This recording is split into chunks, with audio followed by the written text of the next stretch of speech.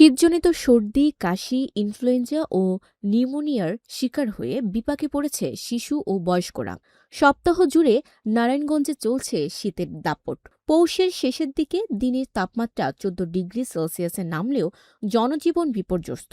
ঘন কুয়াশা আর হিমেল হাওয়ায় মানুষ কাঁপছে।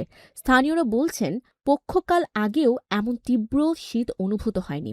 স্বাস্থ্য অধিদপ্তরের তথ্য অনুযায়ী গত 2 মাসে সারা দেশে প্রায় 1 লাখ মানুষ ঠান্ডাজনিত রোগে হাসপাতালে ভর্তি হয়েছেন।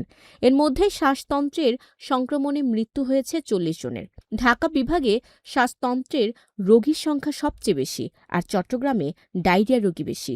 বাংলাদেশ শিশু হাসপাতালের মতে, শীতের কারণে শিশু রোগীর সংখ্যা 30 থেকে 40% বেড়েছে। বিশেষজ্ঞরা বলছেন, শিশুদের উষ্ণ রাখা এবং শীতজনিত উপসর্গ দেখা দিলে দ্রুত চিকিৎসা নেওয়া জরুরি।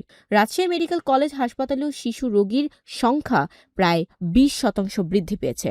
হাসপাতাল কর্তৃপক্ষ জানিয়েছে, শীত মৌসুম শেষ না হওয়া পর্যন্ত পরিস্থিতি আরও জটিল হতে পারে। পরিস্থিতি মোকাবেলায় জেলা ও উপজেলা পর্যায়ে হাসপাতালগুলো সর্বোচ্চ প্রস্তুত থাকার নির্দেশনা পেয়েছে। শীতের তীব্রতায় জনজীবনের প্রভাব পড়তে থাকায় নাগরিকদের সচেতন থাকা অত্যন্ত জরুরি। নারায়ণগঞ্জের সংবাদদাতা আতাউর রহমানের তথ্য ও ভিডিওচিত্রে ডেস্ক রিপোর্ট।